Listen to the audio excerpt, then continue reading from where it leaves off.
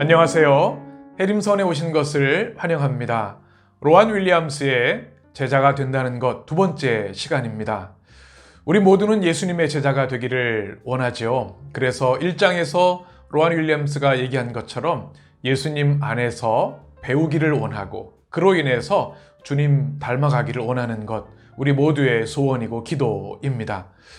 2장에서는 그러면 우리가 주님께 무엇을 배워야 하는가라고 하는 주제로 우리에게 설명해 주고 있습니다. 기독교의 핵심 가치, 성경의 세 가지 핵심, 바로 믿음, 소망, 사랑이 주님의 제자가 배워야 할 가장 중요한 덕목이라고 저자는 이야기합니다.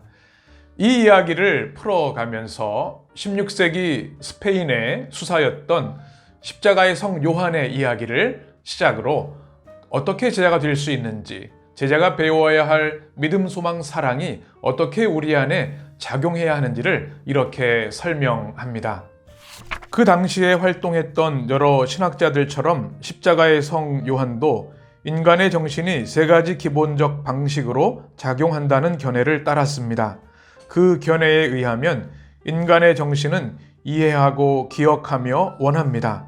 좀 더 추상적인 용어로 바꾸어 말하면 인간의 정신은 지성과 기억과 의지의 상호작용으로 이루어집니다. 십자가의 성 요한은 만일 지성, 기억, 의지를 믿음, 소망, 사랑과 함께 묶어 생각한다면 우리가 시작하는 곳과 끝내는 곳에 대한 완벽한 그림을 그려낼 수 있다는 독특하고 새로운 통찰을 제시합니다.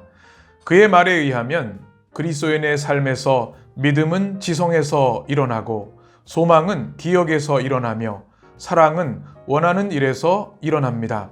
그래서 제자로 성장한다는 것은 지성에서 믿음으로, 기억에서 소망으로, 의지에서 사랑으로 여행을 떠나는 일입니다. 우리의 지성과 기억과 의지가 진정 하나님께서 원하시는 모습이 되기 위해서는 믿음, 소망, 사랑 안에서 우리 자신이 다시 지음받아야 합니다. 로안 윌리엄스는 그리스도의 제자가 가져야 할 믿음, 소망, 사랑을 설명할 때 16세기에 십자가의 성 요한의 아름다운 통찰, 그것을 활용하여서 우리에게 설명해 주고 있는 내용입니다. 우리의 정신은 세 가지로 작용한다고 이야기하지요. 바로 지성과 기억과 의지입니다. 그런데 이것이 우리의 삶의 본성으로 인하여 왜곡되고 잘못되기도 하는 것이죠. 그래서 진정한 제자가 된다고 하는 것은 바로 지성에서 믿음으로, 기억에서 소망으로, 의지에서 사랑으로 변화되어야 한다. 이렇게 강조하고 있는 것입니다. 로안 윌리엄스는 이렇게 변화되어야 할 것들을 이야기하면서 먼저 믿음과 지성에 대해서 우리에게 설명해 주고 있습니다. 저자는 책에서 믿음과 지성의 관계를 이야기하면서 이 시대가, 이 현대 시대가 지성의 어두운 밤에 놓여 있다고 이렇게 이야기합니다. 이것은 십자가의 성 요한의 표현이기도 한데요. 지성이 추앙받던 시대가 있었지만 이제는 그 지성이 갈 길을 잃고 그 지성이 오히려 인류 역사에 큰 해를 끼치는 일도 나타나면서 지성에 대한 회의, 지성에 대한 푸대접이 일어나고 있다고 말합니다. 특별히 다양한 지성적 논의는 오히려 우리에게 확실성을 빼앗아가고 있다. 이 시대의 교회 또 크리스천들에게도 하나님이 우리에게 주신 성경적 가르침, 믿음의 가치에 대해서 확실성을 잃어버리고 있다. 이렇게 이야기합니다. 그래서 저자는 지성의 어두운 밤과 같은 이 시대에 가장 중요한 것이 무엇인가? 지성의 혼란 가운데에도 우리는 절대자이신 하나님과의 신뢰 관계 회복, 이것에서 우리의 믿음의 출발을 찾아야 한다고 이렇게 강조합니다. 십자가의 성 요한은 우리의 지성 앞에 놓인 장벽을 인식하고 이해력을 휘어잡은 혼돈과 상실을 깨닫는 데부터 진정한 의미의 신앙이 자라난다고 말합니다. 신앙이란 우리의 모든 문제를 해결해주는 포괄적이고 체계적인 해답이 아닙니다. 신앙은 아주 간단하게 신뢰할 수 있는 관계라는 형태를 지닙니다. 여러분으로서는 이해하지 못하고 알 듯 모를 듯 할 수도 있겠으나 어쨌든 변하거나 떠나가지 않는 존재, 곧 타자에 대한 확신하기를 배웁니다. 표지판과 이정표가 뜯겨 사라진 때라도 거기에는 여러분을 홀로 내버려 두지 않는 존재가 있음을 깨닫게 됩니다. 바로 이것이 성경적 의미에서 진정한 신앙이라고 말하고 싶습니다. 저자는 지성의 혼돈, 지성의 불확실성 가운데에도 우리가 꼭 붙잡아야 할 것이 있는데 그것은 바로 신뢰할 만한 관계 안에서 하나님을 바라보는 것이라고 말하고 있습니다. 이것이 믿음의 시작이고 믿음의 핵심이라고 말합니다. 저자의 표현에 의하면 dependable relation 이렇게 되어 있습니다. 믿을 수 있는, 신뢰할 수 있는 가장 근본적이고 강력한 관계, 그것을 하나님 안에서 붙잡는 것, 그것이 신앙이다. 그것이 신앙의 출발이 되어야 한다. 이렇게 말하고 있습니다. 우리의 지식과 지성에는 한계가 있습니다. 그래서 혼란스럽지요. 이곳에선 이것이 진리고 다른 사람은 또 이것이 진리라고 말하면서 확실성을 갖기 어렵지요. 그러나 확실한 것 한 가지, 모든 것이 혼돈 가운데 있을지라도 우리를 영원한 팔로 붙들고 계신 하나님이 계시다고 하는 사실, 이것이 믿음의 핵심이라고 말하고 있는 것입니다. 이것을 설명하면서 예수님의 복음서의 말씀을 우리에게 전해주는데요. 예수님은 제자들에게 이것을 깨닫지 못하느냐, 복음서에 보면 여러 차례 반복하여 말씀하고 계십니다. 그만큼 제자들이 깨닫지 못했다는 말씀이겠죠. 모든 것이 변한다 할지라도 예수님은 우리를 결코 떠나지 않으시는 분, 우리를 결코 홀로 내버려 두지 않으시는 분이라는 사실, 우리가 믿을 수 있는 유일한 절대자이시라는 사실을 기억할 때 그 믿음이 견고하고 확실하게 되는 것이죠. 그래서 로안 윌리엄스는 믿음을 이렇게 정의합니다. 신뢰 관계로서의 신앙. 책에서 이렇게 말하고 있습니다. 신뢰 관계로서의 신앙이란 오히려 진리가 나를 지배할 수 있으며 또 내가 잡을 수는 없어도 사로잡히는 것이 가능하다고 여기는 확신입니다. 내가 아니라 신실하신 하나님께서 나와 살아있는 진리의 관계를 이어주고 지탱해 줄 때 그 관계는 신뢰할 만한 것이 됩니다.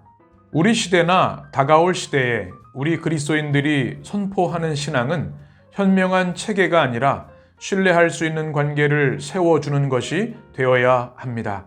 우리가 할 일은 아주 단순하게 내버려 두지 않으시는 하나님과 떠나가지 않으시는 그리스도를 가리키는 것입니다. 또 우리 자신이 신뢰할 만한 사람이 되어야 합니다. 다시 말해 소외감을 느끼는 사람과 자신이 누구이며 어디에 있는지 모르는 사람들에게 다가가 신뢰할 수 있는 관계를 맺는 사람이 될 필요가 있습니다.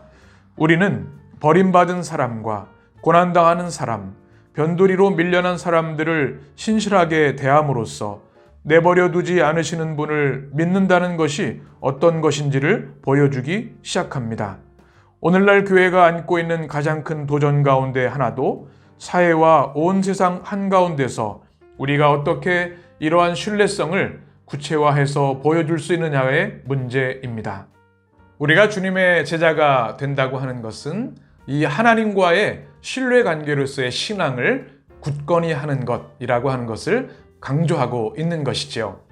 신뢰관계로서의 신앙은 바로 우리 하나님은 결코 우리를 내버려 두지 않으시고 우리를 포기하지 않으시고 우리를 사랑하시고 우리와 함께 하시는 하나님이라고 하는 분명한 믿음에서 시작되는 것입니다.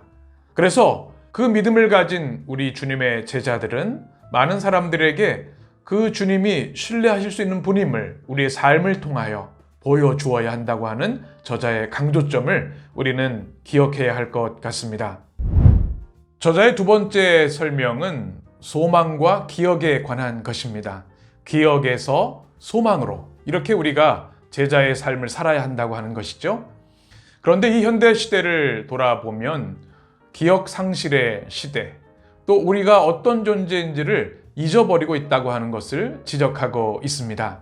우리의 기억이 신뢰할 만한 것인가? 우리의 기억이 과연 정확한 것인가? 라고 하는 질문이 있는 것이죠. 그러면 제자들이 품어야 할 소망은 무엇일까요? 저자는 바로 하나님과의 관계 안에서의 소망을 발견해야 한다고 이렇게 강조하고 있습니다.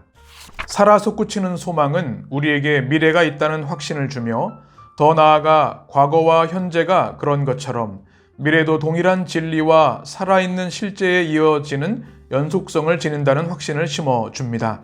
믿음과 마찬가지로 소망도 관계 속의 소망입니다. 우리를 떠나가거나 포기하지 않는 존재와의 관계, 우리가 누구였으며 지금 누구인지 알고 이해하며 그대로 붙잡아주는 실제와의 관계 안에서 누리는 소망입니다.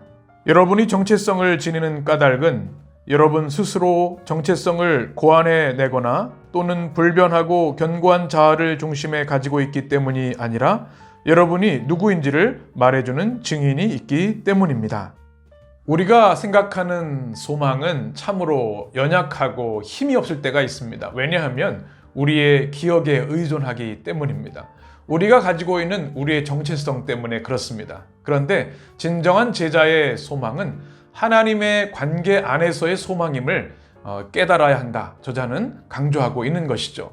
이것이 왜 중요할까요? 하나님이 우리를 창조하시고 우리 안에 주신 소망은 우리가 생각하는 소망과 다른 차원의 크고 영광스럽고 강력한 것이기 때문입니다. 그래서 중요한 것은 하나님 보시기에 우리가 누구인가, 이것이 중요하다는 것이죠. 그것이 우리의 소망의 근거가 되어야 한다. 저자는 이렇게 강조하고 있습니다. 그래서 저자는 증인이라는 표현을 쓰고 있는 것이죠. 이것을 설명하면서 로안 윌리엄스는 독일의 천재 신학자 디트리 보네퍼의 이야기를 우리에게 전해줍니다. 그가 옥중서신에서 나는 누구인가 라고 하는 시를 쓴 적이 있습니다. 그가 수감 생활을 하면서 히틀러에 반대했기 때문에 갇혀 있었죠. 그는 끊임없이 기도하고 소망을 잃지 않고 강력한 믿음으로 어려움을 견뎌냈습니다. 그래서 다른 사람들이 보는 보네퍼는 한 성의 영주와 같다, 용맹한 영주처럼 보았습니다. 그런데 그의 고뇌는 그가 스스로 생각하는 자신의 모습은 두려움과 공포에 떨고 있는 자신의 모습을 그는 기록하고 있지요. 과연 어떤 것이 나인가? 나는 누구인가? 이런 질문을 합니다. 사람들이 보는 용맹한 크리스찬의 모습이 나인가? 아니면 내가 아는 내 속에 있는 연약한 존재인 내가 나인가? 그런데 결론은 이렇습니다. 나보다 더 나를 잘 아시는 하나님의 시선으로만 나를 이해할 수 있다. 이것이 보네퍼 목사님의 결론이었습니다. 바로 소망은 우리의 눈으로 보는 우리 자신, 이 세상이 아니라 하나님과의 관계 속에서 나 자신을 보고 하나님의 관계 속에서 세상을 바라보는 것, 이것이 소망이라는 것이죠. 그리고 인간이 가지고 있는 바램을 성취하는 것이 소망이 아니라 하나님이 우리를 향해, 이 땅을 향해 가지신 더 크고 아름다운 하나님의 뜻을 바라보고 소망을 잃지 않은 것이 제자의 소망이어야 함을 저자는 강조하고 있습니다. 책에서 이렇게 말합니다. 소망은 내가 보거나 아는 것만이 나라고 여기는 억측을 훌쩍 뛰어넘게 해줍니다. 소망은 하나님께서 보시기에 우리가 좋든 나쁘든 자신이 아는 모습 이상이라는 사실을 말해줍니다.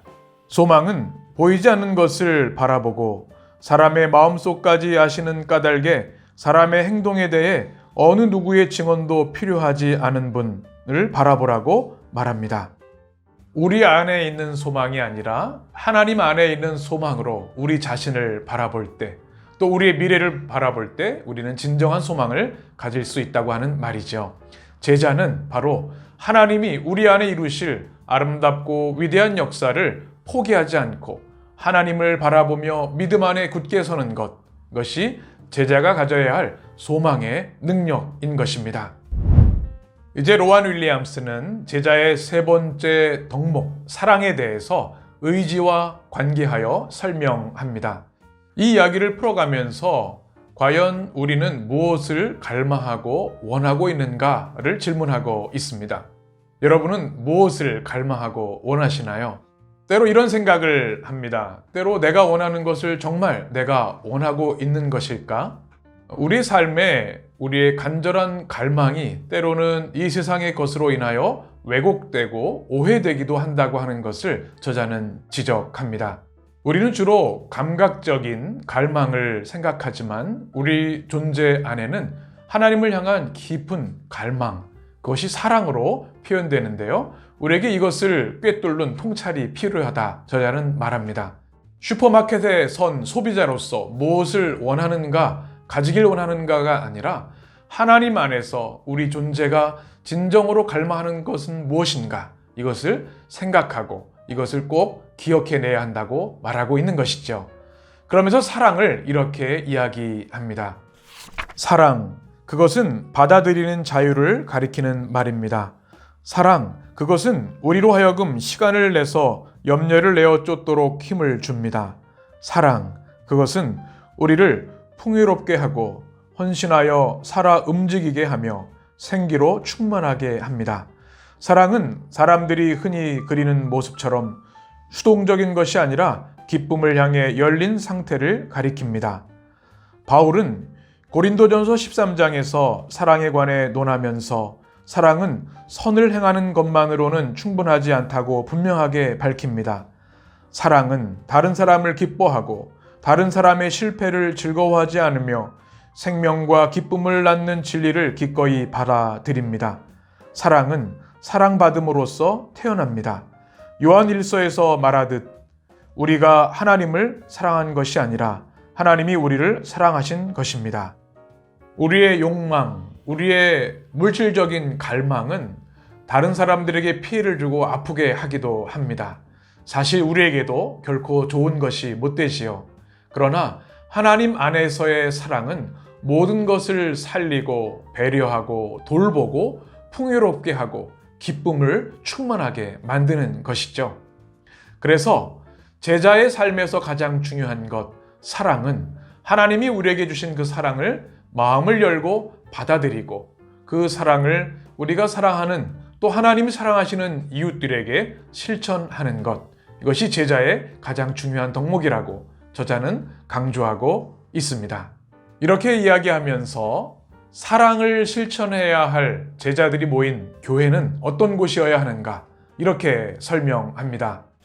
교회는 시공간 속에 자리 잡아 사람들로 하여금 영원한 사랑을 경험하게 해주는 자리가 되고 그 어떤 것도 문 밖으로 내침받지 않는 곳이 되며 또 시종일관 많은 일을 요구하는 세상, 곧 주고 거래하고 베풀며 그 자리에서 변화를 이루라고 요구하는 세상 속에서 사람들이 자유롭게 받아들여지는 자리가 됩니다. 교회가 어떤 곳이 되어야 하는가? 영원한 사랑을 경험하는 자리가 되어야 한다. 큰 울림을 주는 말씀이었습니다. 그래서 교회 안에서는 하나님의 사랑 안에서 누구든 받아들여지고 누구도 내침을 당하지 않는 평온하고 안전한 곳, 참 사랑을 경험할 수 있는 곳이 되어야 한다. 이것이 이 시대 교회들에게 주는 강력한 도전이라 생각합니다. 이제 제2장을 마감하면서 저자는 이런 질문을 합니다. 그러면 제자는 믿음, 소망, 사랑 이 세 가지를 제자로서 이 세상에서 펼쳐나갈 수 있는가? 실현할 수 있는가? 라고 하는 질문입니다. 이것에 대해서 이렇게 희망적인 답을 우리에게 전해줍니다. 우리가 제자로서 이 사실을 선포하고 보여줄 수 있을까요? 예, 할 수 있습니다. 물론 우리가 행한 그릇된 일들과 악한 마음으로 믿음, 소망, 사랑을 거부했던 행위들을 인정하고 나아가 우리 사회가 그릇되게 행하였던 일들, 곧 사람들을 억누르고 그들의 지성과 기억과 의지를 하찮은 것으로 억압했던 일들을 인정할 수 있을 때에야 비로소 할 수 있습니다. 그렇습니다. 우리가 만일 우리를 지으시고 구속하신 분의 능력이 이제 온전한 생명을 이루기 위해 일하신다는 사실을 깨닫고 담대하게 흔들림 없이 살아간다면 얼마든지 할 수 있습니다. 저자는 제자가 이 땅에서 주님의 삶처럼 믿음, 소망, 사랑을 실천하는 삶을 실현해 내야 된다고 말하면서 우리가 그동안 행해왔던 잘못된 것들을 철저하게 인정하고 회개하는 선행 작업이 있어야 함을 말하고 있습니다. 교회 역사 속에 주님의 이름으로 행했던 악행들이 참 많이 있지요. 우리의 죄성, 우리의 연약함을 우리가 인정하지 않을 수 없습니다. 그럼에도 불구하고 우리가 주님이 가르쳐 주신 제자의 삶, 믿음, 소망, 사랑, 이 세 가지를 확신을 가지고 행해 나간다면 주님의 제자로서 뜻을 펼칠 수 있고 하나님께 영광 돌리는 삶을 살 수 있음을 말하고 있는 것이죠. 우리 모두는 우리 주님의 제자로 부름받은 축복의 사람들입니다. 이보다 더 큰 축복, 영광은 없을 것이죠. 주님의 제자가 되었다고 하는 것은 주님이 이 땅에서 친히 보여주시고 가르쳐 주신 믿음, 소망, 사랑의 삶을 살아내는 것입니다. 로안 윌리엄스의 말처럼 지성에서 믿음으로, 기억에서 소망으로, 의지에서 사랑으로 변화되어 성숙하고 아름다운 주님의 제자로 살아가는 우리 모두가 되었으면 좋겠습니다.